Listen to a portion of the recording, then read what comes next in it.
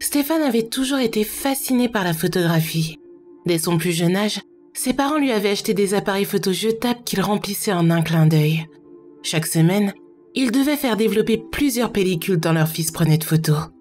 C'était sa seule passion, et ses parents ne voulaient pas l'en priver. Ce n'était donc pas une surprise pour eux quand il a choisi de faire de la photographie sa matière principale à l'université. Ils lui ont bien souligné l'importance d'une éducation équilibrée, mais leur fils n'avait qu'un seul objectif en tête, devenir photographe. La première année de Stéphane a été difficile. Il n'avait pas été entièrement préparé à la charge de travail des autres cours qu'il suivait. Il avait à peine la moyenne dans les matières qui n'avaient rien à voir avec son obsession. Mais heureusement, il avait tout de même réussi à déployer suffisamment d'efforts pour valider ses 2 semestres. Les vacances d'été semblaient très longues pour lui qui n'avait qu'une envie, s'améliorer dans sa discipline. Il était toujours prêt à sauter sur la moindre occasion d'en apprendre plus sur son métier. Il avait même interrogé tous ses professeurs sur les programmes et ateliers d'été qui lui permettraient d'améliorer ses compétences. Le voir insister autant était frustrant, mais ses professeurs lui avaient quand même donné toutes les informations dont il avait besoin. Et l'un de ses amis l'avait même dirigé vers un petit studio de photographie qui se trouvait au centre-ville. C'était un petit bâtiment de quelques étages. Il était au rez-de-chaussée d'un immeuble d'habitation.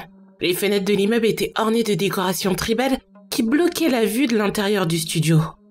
Le panneau sur la porte indiquait qu'ils étaient ouverts. Alors Stéphane s'était frayé un chemin jusqu'à l'entrée. Une cloche avait alors retenti tandis qu'il passait la porte. Stéphane avait remarqué immédiatement que les murs étaient drapés de motifs de conception complexes. Il n'arrivait pas à en détacher les yeux alors qu'il se dirigeait vers un bureau placé juste derrière la porte qu'il venait de passer. Après y avoir déposé l'appareil photo qu'il avait ramené avec lui, il avait balayé des yeux le dessus de la table.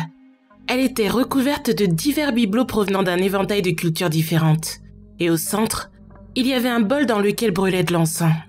Alors qu'il continuait son investigation visuelle, une vieille femme était rentrée par une autre porte avec difficulté.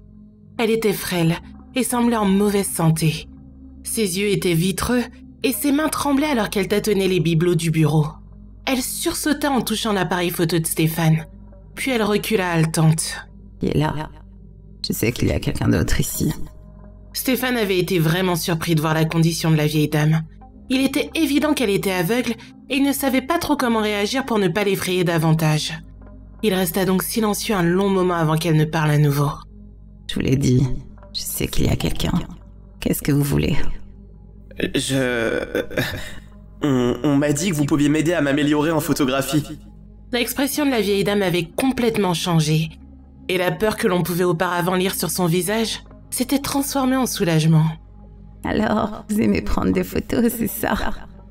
Il avait hoché la tête avant de se rendre compte à quel point son action était inutile. Oui, madame.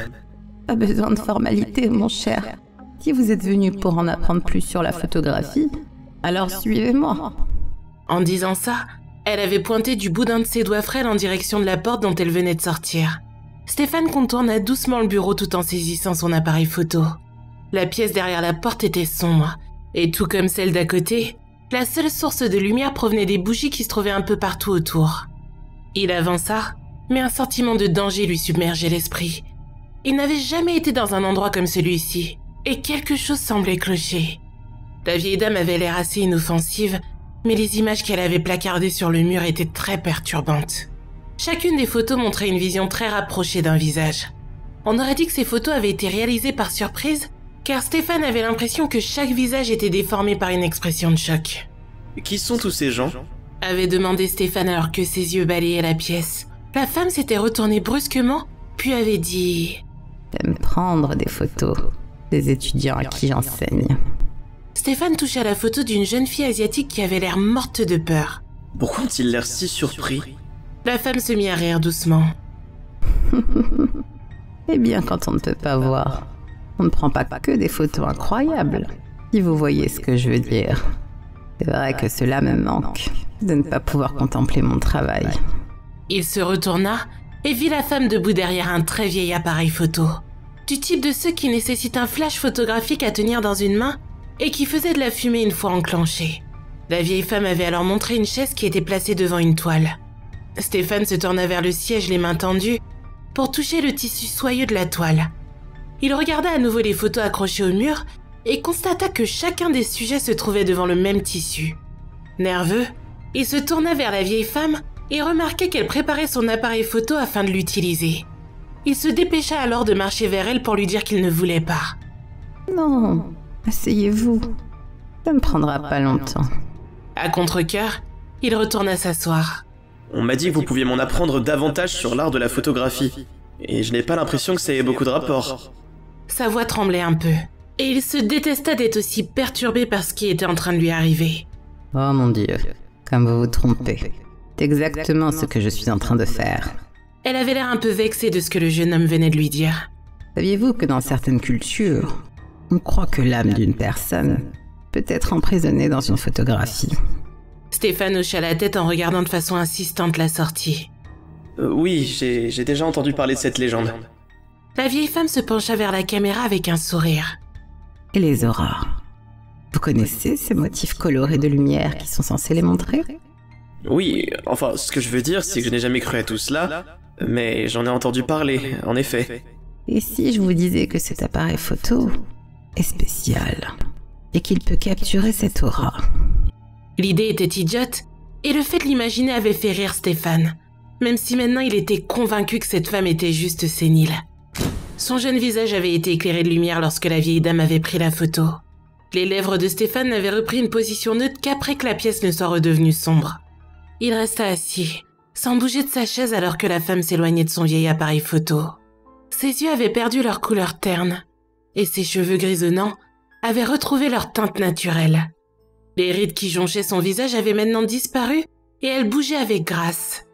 Les lèvres de la femme se retroussèrent alors dans un rictus effrayant tandis qu'elle aidait Stéphane à se lever de son siège. Puis, elle le fit marcher lentement vers une autre porte. Elle le força ensuite à la passer, puis elle la referma derrière lui. Je m'occuperai de vous plus tard, mon garçon.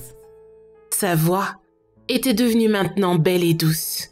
La jolie femme retourna vers son appareil photo et en sortit la pellicule. Après quelques heures, elle caressa la photo fraîchement développée du bout des doigts tout en enfilant d'autres vêtements. Elle l'admira pendant un long moment avant que la sonnerie de la cloche n'attire son attention sur la devanture de sa boutique. Elle sortit de l'arrière-salle et elle s'approcha de la réception. Les mains de la désormais magnifique jeune femme nettoya soigneusement l'encens qui avait brûlé dans le bol sur le bureau alors qu'une jeune femme s'en approchait.